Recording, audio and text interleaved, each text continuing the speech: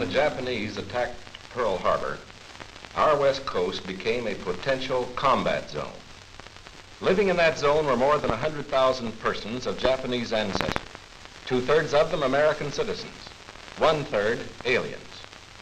We knew that some among them were potentially dangerous, but no one knew what would happen among this concentrated population if Japanese forces should try to invade our shores. Military authorities therefore determined that all of them, citizens and aliens alike, would have to move. This picture tells how the mass migration was accomplished. Neither the Army nor the War Relocation Authority relished the idea of taking men, women, and children from their homes, their shops, and their farms. So the military and civilian agencies alike determined to do the job as a democracy should, with real consideration for the people involved. First attention was given to the problems of sabotage and espionage. Now, here at San Francisco, for example, convoys were being made up within sight of possible Axis agents. There were more Japanese in Los Angeles than in any other area.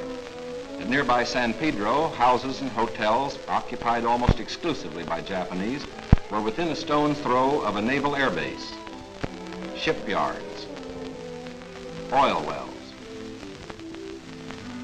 Japanese fishermen had every opportunity to watch the movement of our ships. Japanese farmers were living close to vital aircraft plants. So as a first step, all Japanese were required to move from critical areas such as these. But of course, this limited evacuation was a solution to only part of the problem. The larger problem, the uncertainty of what would happen among these people in case of a Japanese invasion, still remained. That is why the commanding general of the Western Defense Command determined that all Japanese within the coastal areas should move inland. Immediately, the Army began mapping evacuation areas and for a time encouraged the Japanese to leave voluntarily. But trouble for the voluntary evacuees soon threatened in their new locations.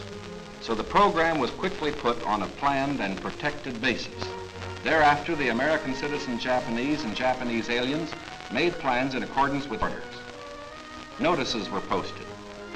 All persons of Japanese descent were required to register. They gathered in their own churches and schools, and the Japanese themselves cheerfully handled the enormous paperwork involved in the migration. Civilian physicians made preliminary medical examinations. Government agencies helped in 100 ways. They helped the evacuees find tenants for their farms. They helped businessmen lease, sell, or store their property. Now, this aid was financed by the government, but quick disposal of property often involved financial sacrifice for the evacuees. Now the actual migration got underway. The Army provided fleets of vans to transport household belongings and buses to move the people to assembly centers. The evacuees cooperated wholeheartedly. The many loyal among them felt that this was a sacrifice they could make in behalf of America's war effort. In small towns as well as large, up and down the coast, the moving continued.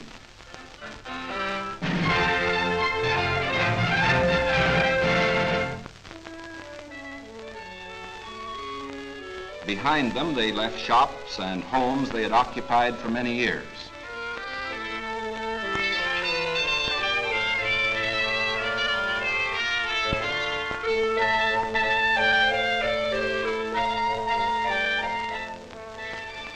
Their fishing fleets were impounded and left under guard. Now they were taken to racetracks and fairgrounds where the Army almost overnight had built assembly centers. They lived here until new pioneer communities could be completed on federally owned lands in the interior. Santa Anita Race Track, for example, suddenly became a community of about 17,000 persons. The Army provided housing and plenty of healthful, nourishing food for all.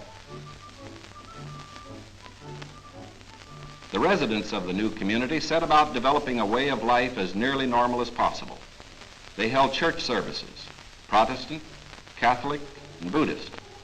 They issued their own newspaper, organized nursery schools, and some made camouflage nets for the United States Army.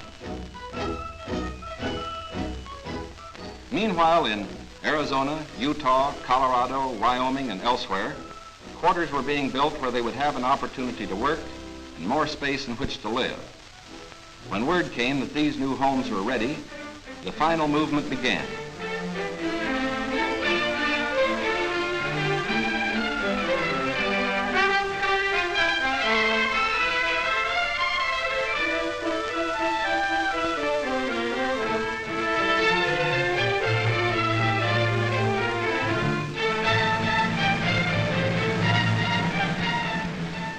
At each relocation center, evacuees were met by an advance contingent of Japanese who had arrived some days earlier and who now acted as guides. Naturally, the newcomers looked about with some curiosity. They were in a new area, on land that was raw, untamed, but full of opportunity. Here they would build schools, educate their children, reclaim the desert. Their own physicians took precautions to guard against epidemics. They opened advanced Americanization classes for college students, who in turn would instruct other groups. They made a rough beginning at self-government, for while the Army would guard the outer limits of each area, community life and security within were largely up to the Japanese themselves. They immediately saw the need for developing civic leaders. At weekly community meetings, citations were given to the block leaders who had worked most diligently. Special emphasis was put on the health and care of these American children of Japanese descent.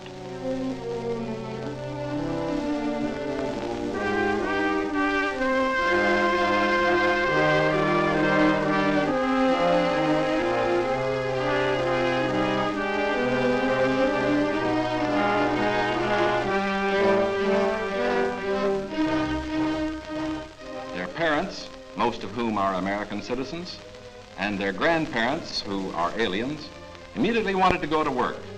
At Manzanar, they built a lath house and began rooting guayuli cuttings. The plants, when mature, will add to our rubber supply.